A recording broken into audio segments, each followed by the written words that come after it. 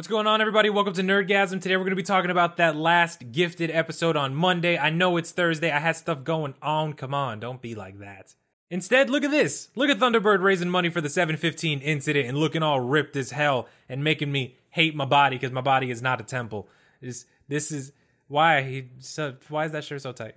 But look at him save another person. Maybe a mutant, maybe not a mutant. I don't know. I don't see powers, but he saves them regardless. Seriously. People suck sometimes, man. Why would they throw this bomb out into the middle of the road? This isn't even like a problem with the TV show. This is because you know there's some asshole in the world that would do shit like that. Just throw a bomb into the street. Fuck mutants. And then throw a bomb in the street. This is too real, man. It's too real. What was awesome about this episode was that they mixed up the group dynamics. Normally it's the Struckers sticking together while the other mutants do all the hard work. But now we have Andy going off with Eclipse and his dad.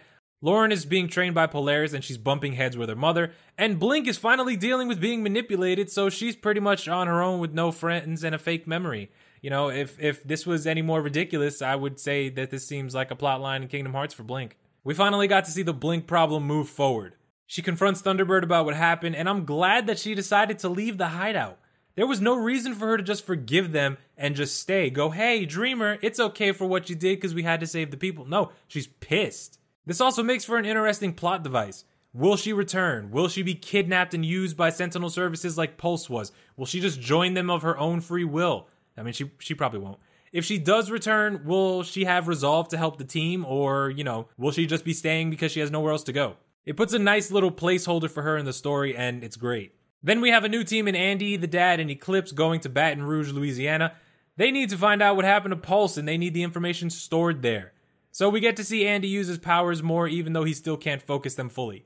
He has to pretty much tear open everything around his objective, which is, incredibly dangerous. He even sets off a bunch of car alarms. How no one got there sooner, I have no idea. That's not my problem. But this is dangerous. You can't have him doing this. He needs to learn. But when you have mutants like Polaris and the rest of the team, it's pretty obvious that eventually he's going to be able to focus his powers with help like that. What really stuck out in this little team up was the fact that Reed seemed like he had to relearn who his son was. He doesn't know about his powers or how they work or how they feel, and he's clearly scared of what might happen to Andy.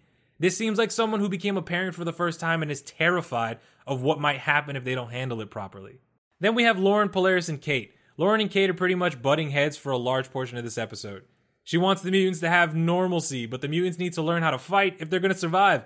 No matter how many times you explain it to her, you can't really get it in her head how it feels to be hunted and discriminated against when she's really only there because of her kids. She's normal. She's a human. If it wasn't for the fact that if she left, she would be arrested, she could leave. I mean, she also has the kids there, so she's staying for her kids because she's not a shit mom.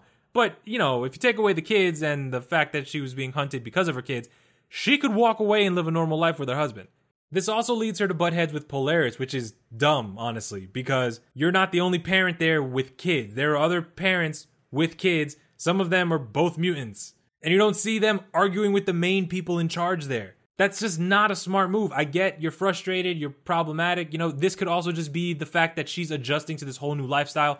Totally understandable. But at a certain point, you have to realize that just because you think we shouldn't fight and you need normalcy and blah, blah, that doesn't matter. When you're literally being hunted, you will be killed on sight. And things have just escalated to a point where there is no talking it out. With everything that's happening in the two groups, group number 2, the one with Polaris, saves group number 1 from the police and Sentinel services. We get to see Polaris, Lauren, and the new kid, whose name I do not remember, does not bother me by the way. They use their powers to save the truck. And it was actually pretty cool because we got to see how powerful Lauren was. The fact that her shield was able to hold up that truck, and she had no idea if it could, which I don't know why because she held up parts of a school building at one point. She just needs the motivation.